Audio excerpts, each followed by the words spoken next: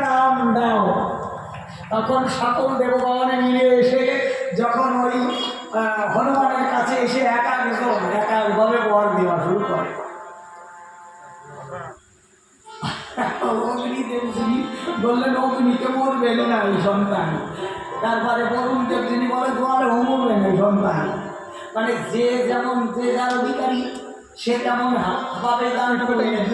পরমপিতা যিনি এসে তাকে করুণ আশীর্বাদ দান করলেন। তিনি যত দেবগণের এই পরিপুষ্ট আশীর্বাদে পরিপুষ্ট হয়ে তাই পবননন্দন।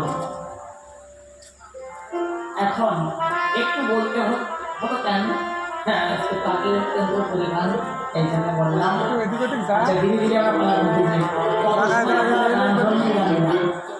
তো অনেকদিন পরে এসেছি যখন তাড়াতাড়ি সারব না, মনে আছে ভালো না।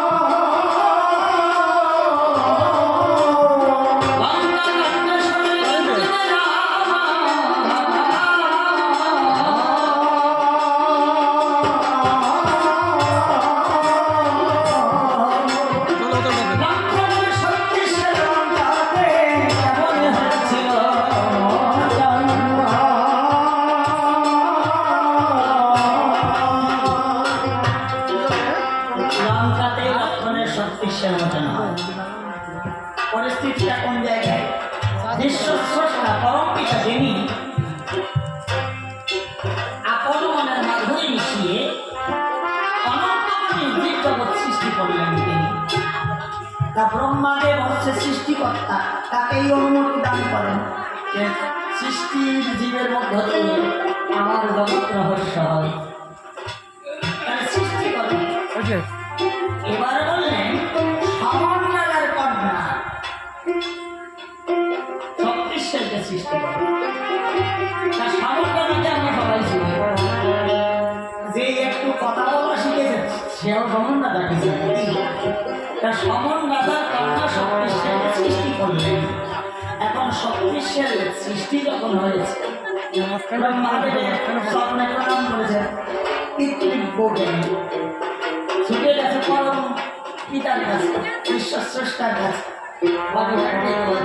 ব্রহ্মাদেবকে দিয়ে আমাকে সৃষ্টি করলেন। আর চাই আমি পরম পিতা যিনি কিছু সময়ের জন্য নীরব থেকে তিনি মৃদু হেসে নিতে বললেন এদিকে নয় তারপরের দিকে নয় সেটা দিবে আমার এই লক্ষণে কচি কমল বক্ষ কিছু সময়ের জন্য তোমায় দান করবো, কিছু সময়ের জন্য। কিন্তু আজ থেকে তোমাকে সাধনা করে দিলাম লক্ষণের কচি কমল বক্ষ পেতে। এটা যদি রাম অবতার অবশ্যই তাহলে মানবের এক জন্মের সাধনায় কোনো কিছু নাই, কোনো কিছু না। এক জন্মের সাধনায় মানুষের কিছু হয় না। বহু জনম জনম ধরে সাধনা করিয়ে তারপরে সাধনার উচ্চ শিখরে গিয়ে মানুষ যখন সাধনা শুরু করলেন ব্রহ্মাদেবের এই কন্যা রূপেই থাকলেন। ময়দানব ব্রহ্মাদেবের সাধনা করলেন। ব্রহ্মাদেব ওই ময়দানব বললেন আমি আর কিছু চাই না, আমার তো তখন এই মন্দোদরীকে পাইনি বলে আমি তো সন্তানহীন, আমি ওই শক্তিশালী চাই কন্যা। ব্রহ্মাদেবের কাছে কত বাঁচায় তাই দিতে হয়। ব্রহ্মাদেব সানন্দে ওই কন্যা শক্তিশালী দান করলেন। তারপরে কিন্তু মন্দোদরী ওই কন্যা রূপে আসে। ওর অনেক বড় কাহিনী, ও আমার দরকার নেই। ওই ভেতর থেকে বিরাকৃত হয়েছে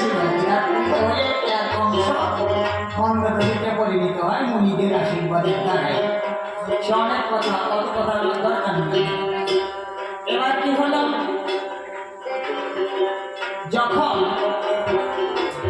ওই কন্যা রূপে মন্দোদরীকে পায়, বিবাহের আয়োজন হয়েছে কার সঙ্গে?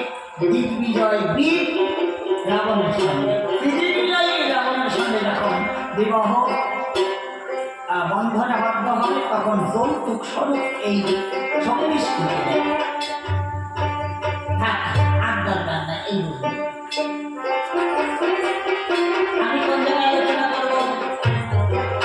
লঙ্কাও তো বলে রাবণ রাজা, 1 লক্ষ পুত্র 100 লক্ষ নাতি, কেহ না রাখিল রাম বংশে দিতে বাকি, রামায়ণ গ্রন্থের এই তার কথা গতি।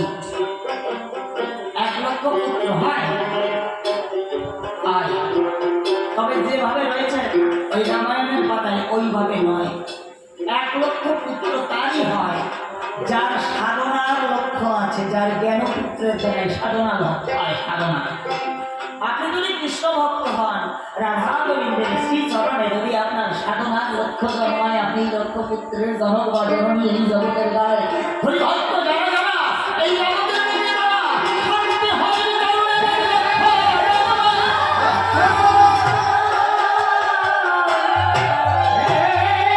এই লক্ষ্য, মানে সাধনার লক্ষ্য থেকে সে লক্ষ পুত্রের জনক বা জননী। এখন রাবণ রাজার একটা লক্ষ্য ছিল রামচরণে, ওই যে পতিত নারীকে আমার মতো পতিতকে ধারণ করিতে প্রভু রামচন্দ্র এসে অবনীতে ধর্মবান হাতে নিয়ে দাঁড়িয়ে আছে আমাদের দেশে। যেদিন আমার দিনের দিন কোনা কটা দিন ফুরিয়ে যাবে, সেদিন ওই ধর্মবান আমার লক্ষ্য বিদীর্ণ করে আমার অভিশপ্ত জীবন থেকে আমাকে মুক্তি দেবে। লক্ষ্য কোথায়? প্রভু রামচন্দ্রের স্মরণ। তাহলে রাবণের একটা লক্ষ্য আছে, লক্ষ্যপুত্র ওই জায়গা 6টি নন্দন, 6টি ইন্দ্রনীল, রুদ্রনীল, বিবাহু, মেঘনাথ, মহিয়ার, অক্ষয় কুমার, যেটা নামকরণে জানা যায় বীর শ্রেষ্ঠ নন্দন। 6 জন, তাহলে 6 জনের মধ্যে বীর শ্রেষ্ঠকে ইন্দ্রজিৎ। 6টি নন্দনের মধ্যে ইন্দ্রজিৎ। আর ওটা লীলা কথা ওইখানে লিখে, যদি এইখানে একটু বলা যায় তাহলে এইটা হচ্ছে দেহলঙ্কা। শাস্ত্রে ইহাই কয় আমাদের এটা দেহলঙ্কা। তাহলে এই দেহলঙ্কার রাবণকে 10 ইন্দ্র দশানন, আমরা তো 10টা ইন্দ্র বিশিষ্ট, প্রতিটা মানুষ আমরা 10টা ইন্দ্র বিশিষ্ট। মন 11 ইন্দ্র, ওই 10টা ইন্দ্রের নাম হচ্ছে মন। তাহলে মনের উপরই মানবের সাধন ভজন, মন ছাড়া কারো সাধন ভজন হয় না, কারো হয় না। ইন্দ্রবায়ু মনস্তাস্মি। এবার যদি বলি মতির উপাসিকা সতী, ওই রাম রূপে মন রূপে রামনারায়ণ, আর মতির উপাসিকা সতী। মতি শব্দের অর্থ ভক্তি, ভক্তি ছাড়া ভগবানকে পাওয়া যায় না কদাচন। এই জন্য মতি শব্দের অর্থ ভক্তি। এবার কি অলসপাটি কুম্ভকর্ণ, আমাদের দেহের অলসতা যা অলসতা, অলসপাটি কুম্ভকর্ণ। যখন সাধুগুরু বৈষ্ণবদের এই কুম্ভকর্ণ নাই কেন? ঈশ্বরের জগতে এসে ঠিক সময় সময় যখন যখন সাধন ভজন করবার সময়, তখন তারা উপযুক্ত পরিবেশে বসে বসে কৃষ্ণ নাম হোক, গৌর নাম হোক, কালী নাম হোক, শিব নাম হোক, নাম হোক, সময় বসে সময় উপযোগী তখন বসে বসে নাম জপ। এই জন্য সাধুগুরু বৈষ্ণবদের ওই কুম্ভকর্ণ ধরতে পারে নরস্বামী কুম্ভকর্ণ। দুর্মুখী সূর্পনখা, আমাদের দুটি মন, একটা সুমন আর একটা কুমন। তাই কুমনে যদি যারা চলে, সাধুগুরু বৈষ্ণবের চরণ দর্শন তাদের ভাইকে মেলে না, মেলে না। এই জন্য সাধুর বাতাসে লেগেছে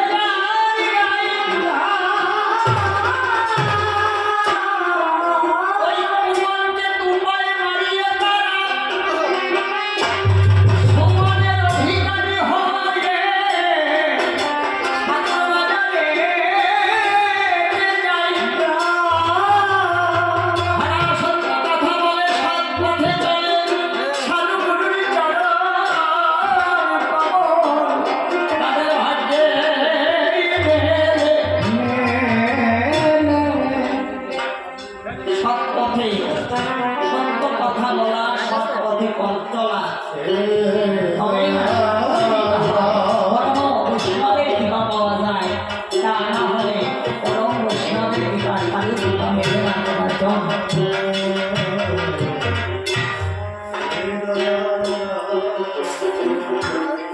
এই জন্যে সাধু সঙ্গ করতে হয়। যেখানে ভগবানের কোনো কীর্তন হয় সেখানেই সাধু সঙ্গ হয়। এখন আমি যে জায়গায় দেখাচ্ছিলাম এইখানে 6টি নন্দনের কথা বলেছি, ওই জেলা কথালো আর এইখানেই যশোইন্দ্র বসানো রয়েছে 6টি নন্দন। এই কাম ক্রোধ লোভ মোহ মদ মৎসর, ওদের নাম একরকম, আগের নাম আর একরকম। তাহলে কাম থেকেই মানবের প্রেমের জন্ম। কি কাম শূন্য প্রেম হয় না, তখন কাম না থাকলে প্রেম হয় না। ওই জন্য হিজড়েদের কামও নাই, প্রেমও নাই।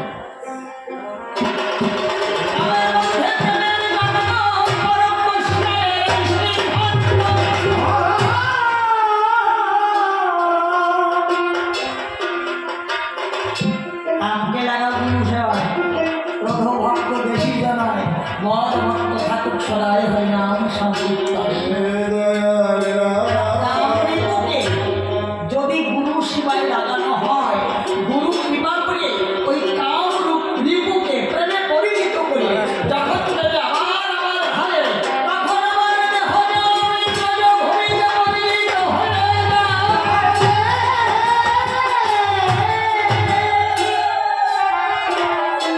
এই জন্যে গুরুর কৃপাহি কেবলম, গুরুর কৃপাহি কেবলম।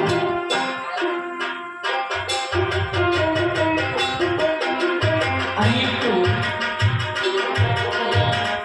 লীলা কথার মধ্য দিয়ে যাই।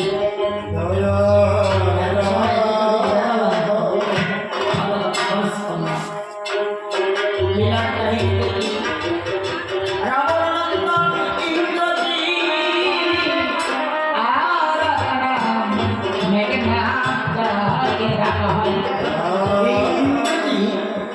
লক্ষণের সম্মেলন করে পরাজয় হয়ে ফিরে এসেছে পিতার ন্যায়। কলেজনে দেখতে বলছে পিতা, আমি লক্ষণের রণে পরাজয় হয়ে ফিরে এসেছি। তুমি লক্ষণের রণে পরাজয় হয়ে ফিরে এসেছো, তুমি কাপুরুষ, তুমি ভীরু। না পিতা, আমি ভীরুও নই, কাপুরুষও নই। তবে তুমি ফিরে কেন? আমার মন বলছে লক্ষণ সামান্য নর নয় পিতা। আমি যতবার বান নিক্ষেপ করেছি, 500 বার বান নিক্ষেপ করেছি, লক্ষণের প্রদক্ষিণ করি, প্রণাম করি। আমি যখন ব্রহ্মবান নিক্ষেপ করেছিলাম পৃথিবীর দ্বিতীয় শক্তি ব্রহ্মবান দিয়ে লক্ষণকে প্রদক্ষিণ করি ফিরে পৃথিবীর সব থেকে শ্রেষ্ঠ বান্দা জগৎ প্রলয় করে দেওয়া সেই চক্রবানকে আমি নিক্ষেপ করেছি, লক্ষণকে প্রদক্ষিণ করি ফিরে এসেছেন। এই জন্য আমি বুঝেছি লক্ষণ সামান্য নয়। এই জন্যে তুমি ফিরে এসেছ। এই জন্যই বললাম তুমি ভীরু, তুমি কাপুরুষ।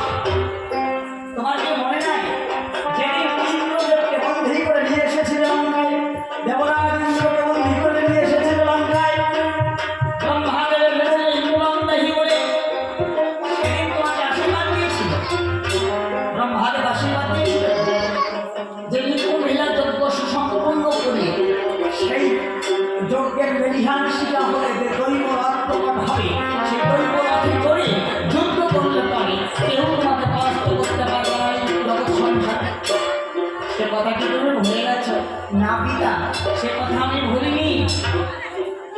তবে আমি জানি পিতা মাতার আশীর্বাদ ভিন্ন, সন্তানেরা ভালো কর্ম করতে পারে না কখনো, তাই তবু আশীর্বাদ মাগি নবশিরে দাও তাই মরি। এইখানে যদিও রাক্ষসকুলোদ্ভব জীব জগৎকে একটা কথা অন্তত শিখিয়ে গেছে যে পিতামাতার আশীর্বাদ ভিন্ন। আমি বলে যাই দুঃখ নাই, কিন্তু পিতামাতার আশীর্বাদ ভিন্ন। সন্তানেরা কোনো শুভ কাজ করতে পারে না। যাও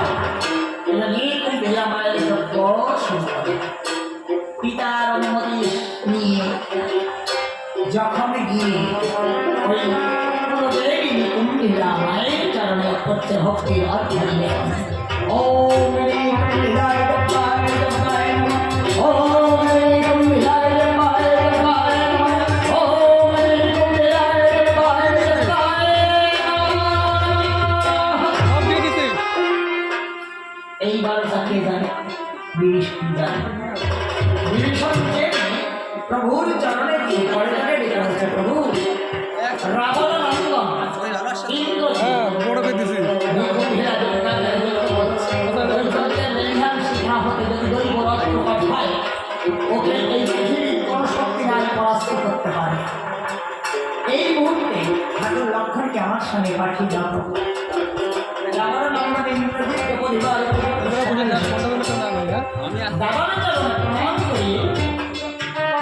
কটক বাংলার সহায় করে বিভীষণের সঙ্গ ধরে যখন যাচ্ছে ওই যজ্ঞালয় দেখতে পারে মায়ের মন্দিরে আপন মনে মাতৃচরণে করছে ভক্তির অর্ঘ্য ও যখন আহুতি করছিলেন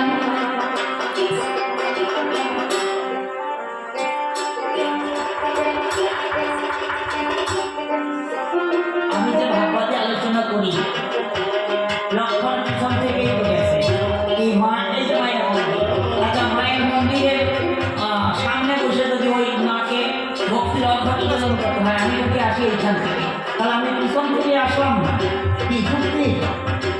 আমি পিছন থেকে গেলাম না। মাইকের মধুসূদন বললেন তস্কর লক্ষণ তোরের তস্কর শব্দ পিছু পিছু এসে এমনিকে রাখতে বলে এই কথা বলেছি। কিন্তু আমি যদি বলি এই রামানুজ লক্ষণ ভারতদেশে উপস্থিত হয়েছে বানের তারা গাচ্ছে, ভক্ত তুমি বিমুখে কেন আমার মুখে খাও? দেখো আমি তোমার মুক্তি দেবতা দাঁড়িয়েছি নাগে ঢাকাই কথা যদি হয় বাজে আলোচনা বাদল হয় তাহলে মাইকের মধ্যে ভূষণ দত্তের ওই কথাটি না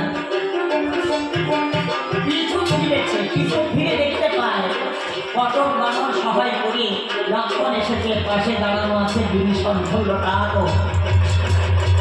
লক্ষণকে কিছু বলেনি, বিভীষণকে দেখে বলছে ধরল তাহাকে বিভীষণ তুমি ভিন্ন এই গোপন ভাবের কথা জানো না অন্য তুমি লক্ষণকে সঙ্গে করে নিয়ে এসেছ আমার মৃত্যু কামনায় কুলদ্রোহী তুমি ধর্মদ্রোহী আজ থেকে তুমি পুত্রদ্রোহী ভূষিত হলে আমি না তোমার পুত্র সম, তুমি আমার মৃত্যু কামনা করে লক্ষণকে নিয়ে এসেছে সঙ্গে করি। বিভীষণ বলছে ইন্দ্রজিৎ গুরু শুক্রাচার্যের কাছে যে বিদ্যা অর্জন করেছিলি সেই বিদ্যা তোর পিতার অসৎ কর্মে ব্যবহার করলি, এই জন্য তোর ওই বিদ্যা আর শুভ কর্মে লাগলো না রে। ওরা তুইও থাকবি না, তোর পিতাও থাকবে না, জগতে পরিণাম হবে সোনার গঙ্গা। লক্ষণ মারো ইন্দ্রজিৎকে মোহন মোহন যজ্ঞের খুশা খুশি আত্মরক্ষার কত সমাবাদ একসময় লক্ষণের মানবস্ত্রে রাবণ নন্দন ইন্দ্রজিৎ করে। এই 12টা এই যে কটক বানর যারা যারা রামজয় ধ্বনি দেয় তারা এই রামজয় ধ্বনি শ্রবণ করে রাবণ রাজা বলছে ভাবদূত ওই দেখো রামজয় ধ্বনি শোনা যায়, একবার জেনে এসো আমার পুত্র ইন্দ্রজিৎ কুম্ভীরা যোদ্ধা তাদের কি করে। যখন এই 12টা বহন করে এসে দাঁড়িয়েছে ভগ্নদূতের চোখে জল ধরছে অবিরল। কি হলো ভগ্নদূত, তুমি কেন কাঁদছ? কাঁদবো তো আমি, আমার তো কান্নার দিন এসেছে, আমার সোনার লঙ্কা শ্মশানে পরিণত হয়ে গেছে। তুমি বলো কত ভগ্নদূত কি 12টা বহন করে এসে দাঁড়িয়েছে মম সম্মুখ। ভগ্নদূত যেন বলতে পারছেন কান্নার ছড়া যখন বলে মহারাজ মহাসর্বনাশ ঘটে গেছে, তোমার আজ তোমার বীর শ্রেষ্ঠ নন্দন ব্রাহ্মণ স্তম্ভ আজ ধরনের গায়ে মিশিয়ে এনে আসবে। শনিবার সিংহাসনচ্যুত হয়ে রাবণ রাজা ধরনের গলায় করে ঘোরাঘুরি দিচ্ছে। ওরে এত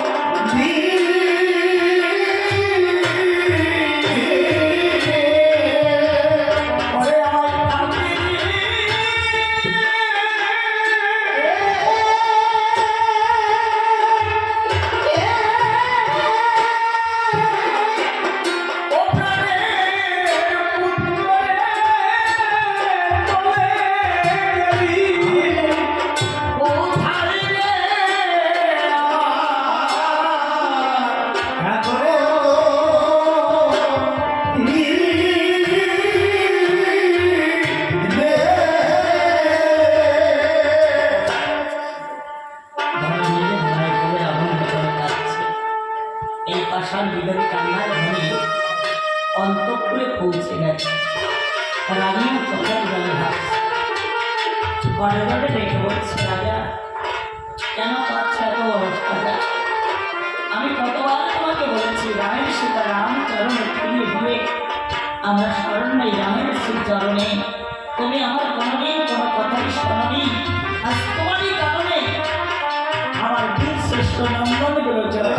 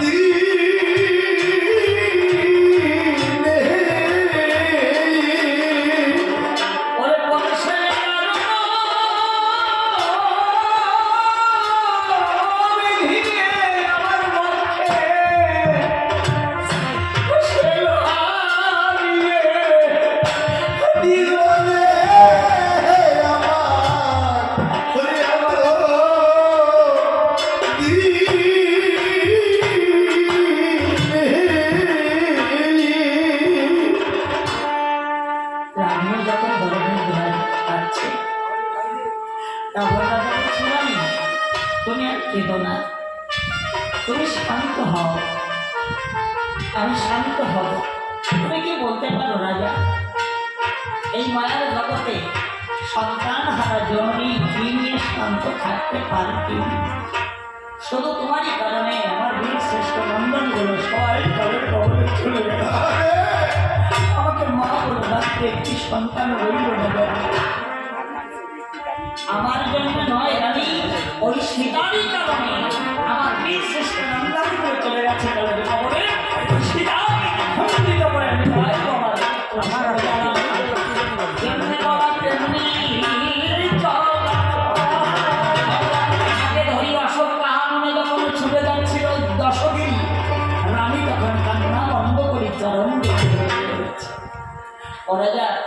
অশোক কাননে মা সীতাকে করে তুমি যেও না রাজা। তুমি কি বোঝো না যে মা সীতাকে তুমি বন্দিনী করে রেখেছ? ওই মা সীতা সামান্য মানবিনী নয়, ও যে বৈকুণ্ঠেশ্বরী নারায়ণী। আর রাম সে যে বলো কবি হাবি শরীরা মাত্র দশমিনী চমকে উঠে থমকে দাঁড়িয়েছে। আমি রামকে চিনি না, আমি সীতাকে চিনি না। রামই কতটা চেনে, কতটা ভক্তি করে রাম সীতার চরণে। আমি না জানার ভান করে রামের বদলে যদি একটু রাম কোনো কথা সীতার কোনো কথা শুনতে পাই। এটা কি? এটা হচ্ছে যারা সত্যি সত্যি সুদীজন জ্ঞানীজন, তারা জানতে চায় জগৎ, জানতে চায়। তা জানতে হলে যে কানতে হয়, জগতে কিছু জানতে হলে কানতে হয়, না জানলে যাও জানে। রাবণ রাজা চুপ করে আছে, চুপ থাকলেও জগতে কিছু বোঝা যাবে না। প্রশ্ন করতে হয় বলে উত্তর হয়। অন্তরের ব্যথার কথাটিকে অন্তরে ঢেকে রেখে রানীকে বলছে, রেখে রানী আমি জানি রাম সীতা আমাদের চিরশত্রু, তুমি কি জানো? বলো না। ভগবান কোনোদিন কারো শত্রু হয় না। তুমি যখন বোঝো না তুমি চুপ করে শোনো, আমি বলছি।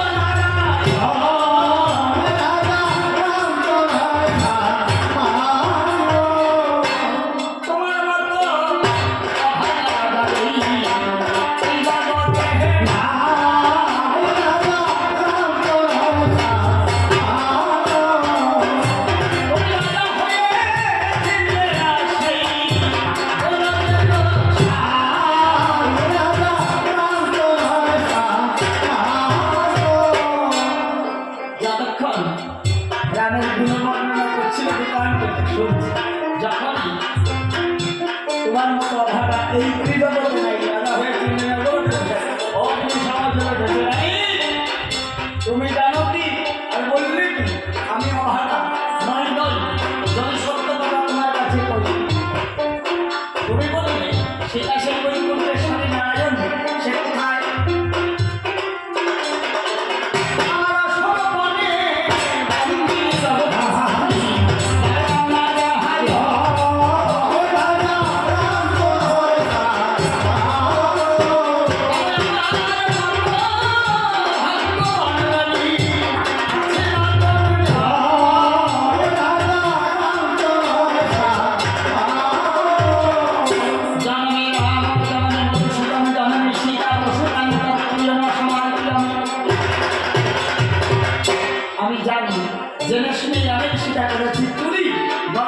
অমৃত মাসে নামের সীতারামের চরণের পাশে আমি কোনোদিন ফিরিয়ে দেব না।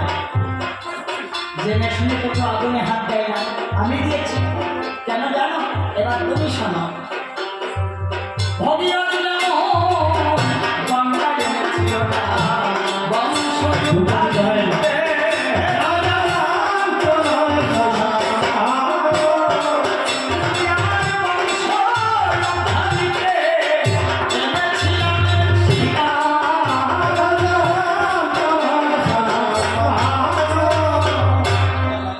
ভগীরথের সঙ্গে কি তোমার তুলনা হয়নি? ভগীরথ ত্রিলোকতারিণী গঙ্গাকে কঠিন সাধনা করে মরতে এনেছিল জগৎ যুগের মঙ্গল কামনায়, আর সকল অংশ উদ্ধার করবার মানুষে। আর তুমি এনেছ মাকে, ওই সীতা মাকে চুরি করে। চুরি বস্তু আর সাধনার বস্তু এক নয়, আমি জানি। চুরি করলে পাপ জন্মায়, জগতে চুরি করলে পাপ জন্মায়, কিন্তু আমি এমন চুরি করেছি আমার এই চুরিতে হবে না কোনো পাপ। এই সুরের জন্য হবে আমার রাক্ষস সুরের মুক্তি লাভ। আমি সে লাভের চুরি করেছি জানি। সীতা নামক তরুণী খানি চুরি করে আমি কোথায় রেখেছি? আমার অশোক কাননে। অশোক কাননের শব্দ অর্থ বোঝো না, তুমি বোঝো না। যে কারণে সব তাপের রেশমাত্র স্পর্শ করে না, আমি সেইখানে রেখেছি আমার সীতা নামক তরুণী খানা। কেন জানো? ও যে আমার ভবপারের তরুণী, আমার ঘাটে ঘাটে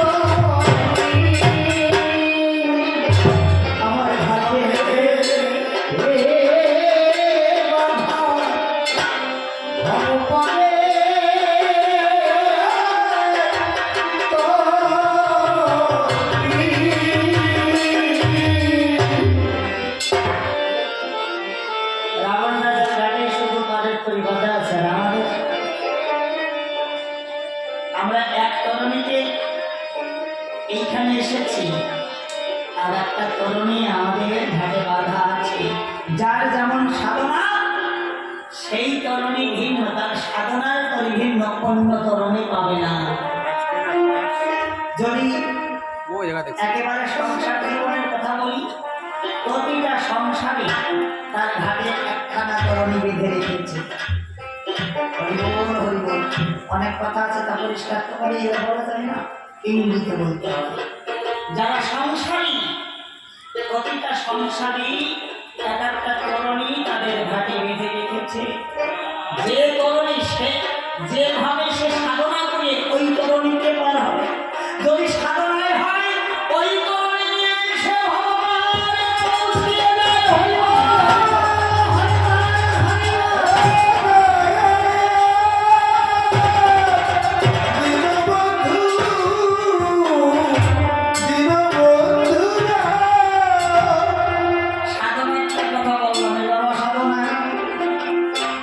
যে তরুণীখানা আছে আমার ঘাটে বাধা, অন্য জায়গার তরুণী এনে ঘাটে বেঁধে রেখেছে। অন্য জায়গার তরুণী তাদের এদের যদি সাধনার কথা কেন বললাম, যদি অসাধনা হয় তাহলে কি হবে? অসাধনা যদি হয় দুটো কথা, একটা সাধনা একটা অসাধনা। যদি কারো বুঝে নেওয়া যায়, কারো বুঝে নেবেন, বুঝলেও ভালো, না বুঝলেও ভালো।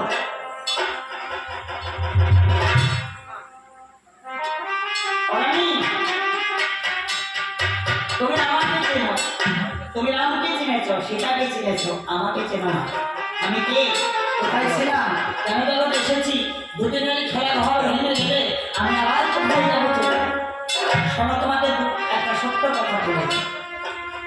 নারায়ণের দ্বারের দাঁড়ি ছিলাম, বৈকুণ্ঠ বলি, আমরা বলি ভাই জয় আরে জয়। একদিন নারায়ণ গভীর পাহাড়ের লাইনে বিশ্রামে ঠিক এমনই সময় ব্রহ্মাপুত্র সনক মুনি লাগবে সেনার সামনে দেখে বলছিল জয়, দ্বার মুক্ত করে দিলে অন্তরে আছে ভাব প্রভুর চরণ দর্শন পাবো। কিন্তু প্রভু তাদের ভিন্ন, তার তো ছাড়তে পারি না কখনো। কঠিন হস্তে পাহাড় দেওয়ায় সনক মুনি সেদিন মনে পেয়ে নমস্কার দিয়েছিল ভীষণ অভিশাপ। জয় বিজয় রে ভগবান দর্শন করতে বলি না রে, ওরা অন্তরে পেয়েছে অন্ত লাভ করবো না তোদের বাপ। ভীষণ অভিশাপ, দর্শন মতো ব্যবহার করতে বলে তাই যেন হরে করে দস্যু করে রাক্ষস করে প্রভুর চরণ জীবনে জমিয়ে ধরে সেদিন বলেছিলাম, প্রভু তোমরা লক্ষ্মীবাদে সর্বপুরী সব দিয়েছে বলে কোন যাবো, কেমন করে বলো কেন পারে? প্রভু বললেন জয় জয় ব্রহ্মসা অখণ্ডমম হবে। তবে তোমরা আমার কথা নেবে, যদি আমার শত্রু 3 জন্মে তোমরা মুক্তি পাওয়া পাবে। আর যদি জন্ম পাবে, সপ্ত জন্ম পাবে যদি মুক্তি।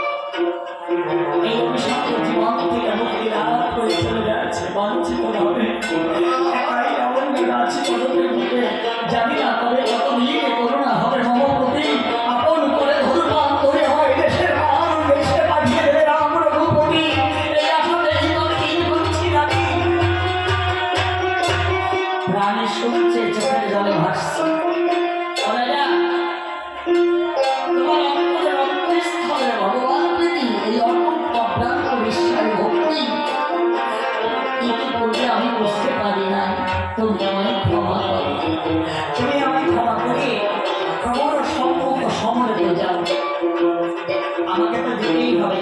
প্রভুর সম্মুখ সামনে না গেলে আমি যে মুক্তি পাবো কোনো খবর। মুক্তির দুয়ারে জীবের একাই যেতে হয়, কেউ কারোর সঙ্গে যায় না, কেউ কারোর সঙ্গে আসেও না। নড়ায় না, ভিডিও নড়ায় না। আমি তো পৃথিবীতে বাহুবলের সর্বভক্ত পাতালের অধিকার করেছিলাম। ৩৩ কোটি দেবতা আমার আত্মবাহ দাস। আমি তো পদচারণে যেতে পারি না। সারথি নবনকে গেলে ভগবান বিজয় রস সঞ্চিত করে আমাদের যেতে হবে প্রভুর সম্মুখ সময়ে।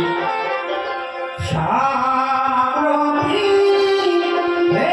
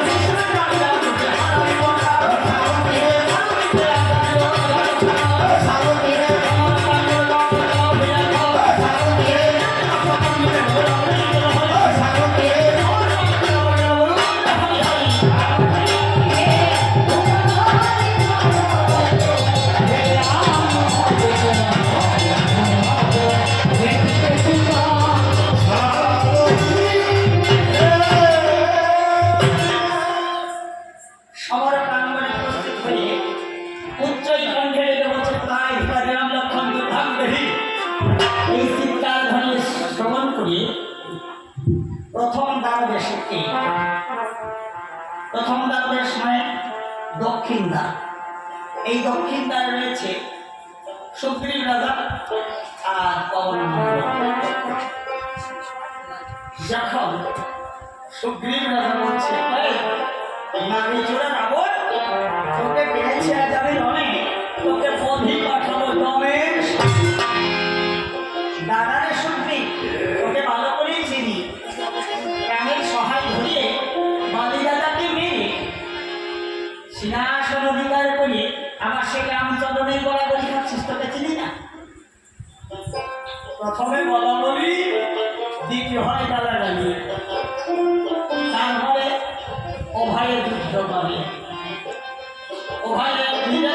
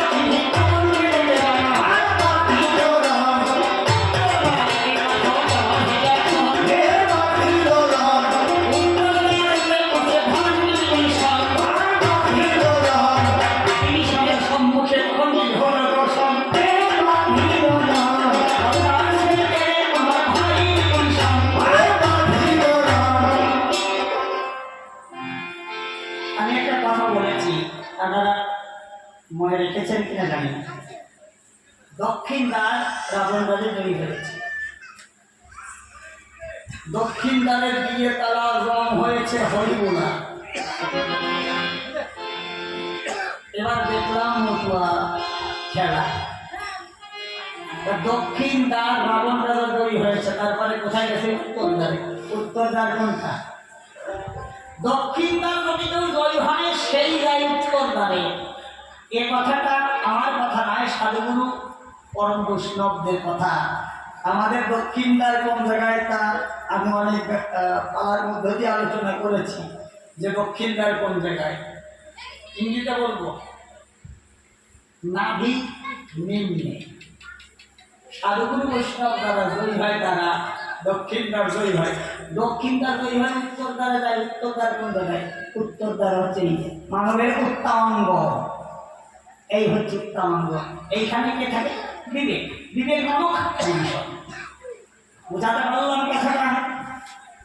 বিবেক নামক বিভীষণ। আমাদের প্রতিটা মানবের বিবেক আছে। বিভীষণের কাছে গিয়ে রাবণ রাজা ডেকে বলছে, বিভীষণ তুই তো আমার ভাই, তুই দ্বার মুক্ত করে দে, আমি রাম লক্ষ্মণের সাক্ষাৎ পেতে চাই। বিভীষণ হর্ষ করিল বদলে ডেকে বলছে, দাদা তুমি একদিন আমাকে পদাঘাত করে রাজ্যচ্যুত করেছি, আমি রামচরণে এসে আশ্রয় নিয়েছি। যতক্ষণ আমার দেহে আছে প্রাণ, দ্বার ছেড়ে যাব না। ধার্মিক বিভীষণ। কথাটা রাবণ রাজা শুনেছে, মনে মনে বলছে, বিভীষণ তুই ভগবান চিনেছিস, ভগবানের শ্রীচরণে নিজেকে নিজে সমর্পণ করতে পেরেছিস, কিন্তু আমি ভগবানকে চিনেও না চেনার ভান করে শত্রুতাই করে গেলাম। তুই থাকবি জগতে, আমি করতে পারবো না। সোনার লঙ্কায় শুধু তুই থাকবি, আর আমার অসৎ সঙ্গ যারা করেছে তারা কেউ থাকবে না। সৎসঙ্গে স্বর্গবাস, অসৎসঙ্গে স্বর্গবাস। কথাটা পরিষ্কার, ছোট কথার মধ্যে দিয়ে এই বৃহৎ কথাটা বললাম। সৎসঙ্গে স্বর্গবাস, অসৎসঙ্গে সর্বনাশ।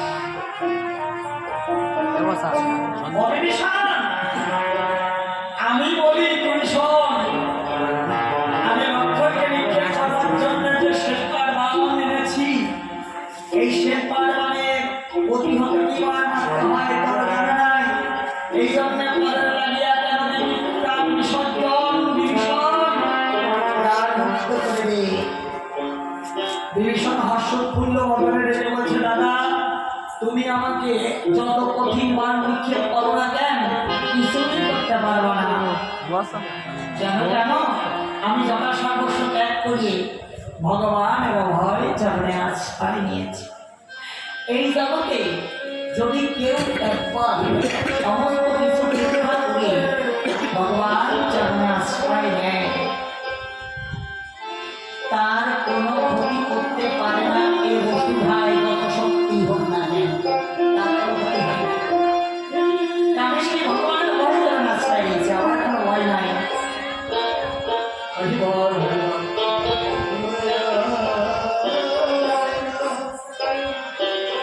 রাবণ এই কথা শুনেছে, মনে মনে বলছে সন্দেহ আমার মতো অভাগা, তোর মতো ভাইয়ের দাদা ডাক শুনি আমি গর্ববোধ করি। তুই ভগবানের চরণ আশ্রয় নিয়েছিস,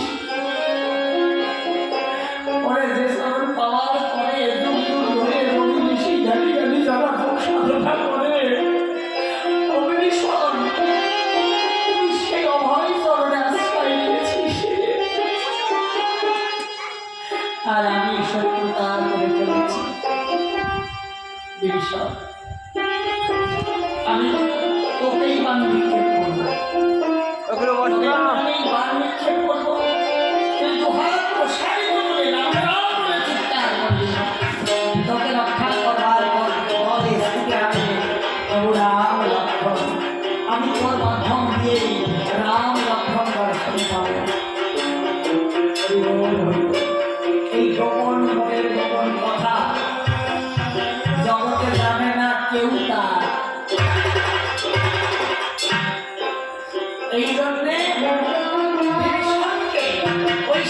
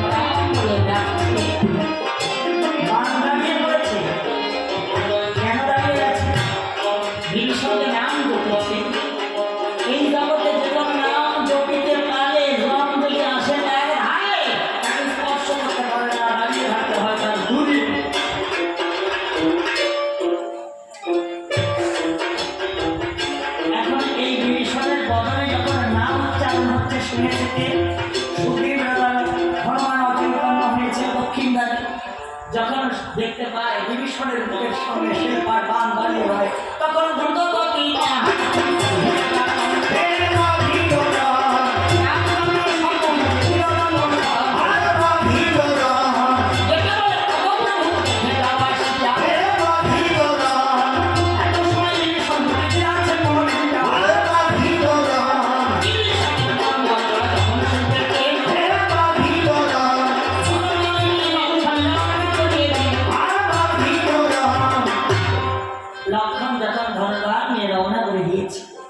প্রভু রামচন্দ্র ভাই লক্ষণের হস্ত ধরে চোখের জলে বক্ষ ভাষায় বলছে, লক্ষণ রে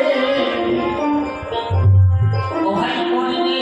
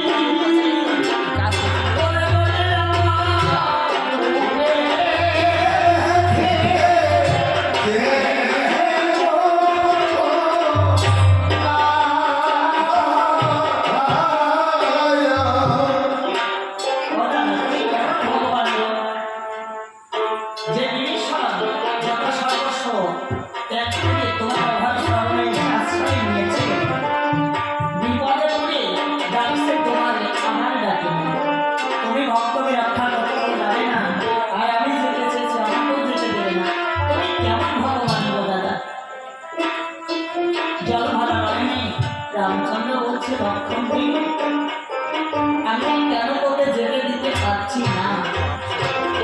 এই কারণে আমি যে বড় দাদা হয়ে জন্মেছি, বড় দাদার অন্তরে ছোট ভাইয়ের জন্য কত রেখা লুকানো থাকবে, এই কারণে তুই বুঝবি না। এর পরবর্তী কারণে আমি তোকে আমার বলাই দাদা করে দেখাতে পাঠাবো। তুই ভাবি আমার বলাই দাদা, আর আমি তোর জন্ম ভাই হয়ে জগতে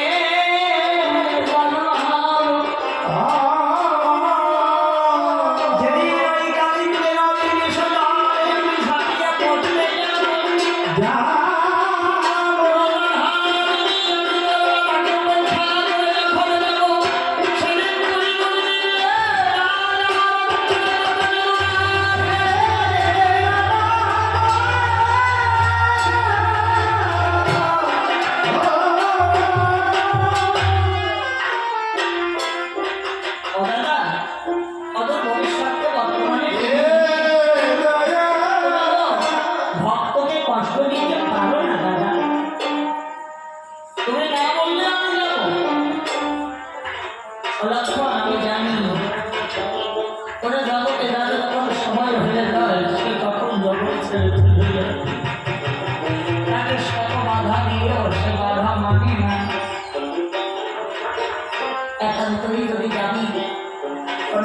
সঙ্গে নিবি। হনুমান বলছে প্রভু তুমি না বললে আমি যেতাম। তখন লক্ষণ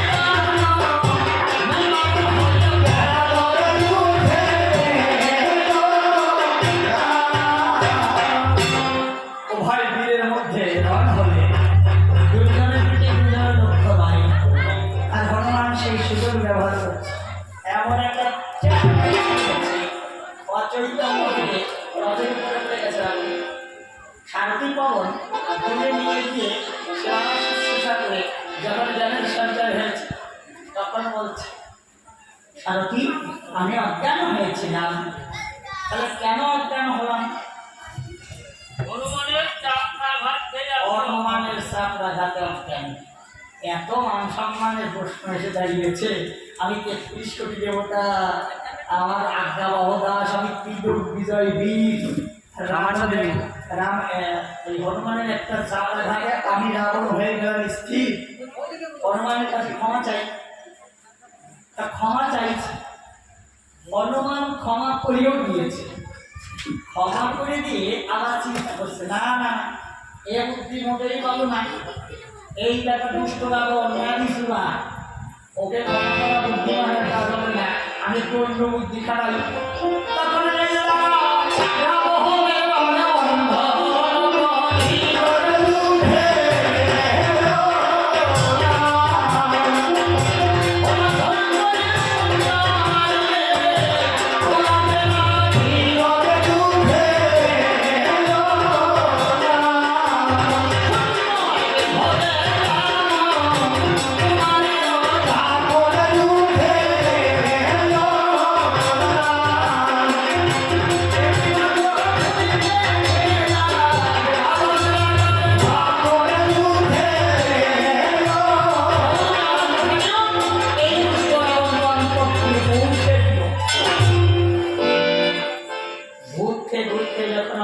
তখন পৌঁছে যাচ্ছে। এখন দেখতে পায় হায় হায় রে, আমি কোথায় ছিলাম, কোথায় এলাম? এ তো আমার অন্তঃপুরে, ওই যে চণ্ডী মন্দির, ওই যে ভোগের মন্দির। সারথী আমি এত বড় অপমান আর সইতে পারি না, তুমি আমার কথা নেবে। বানাগার থেকে ময়দা মানবের যে দাম, এই 36 বহন করে নেবে। মহারাজ হ্যাঁ আমি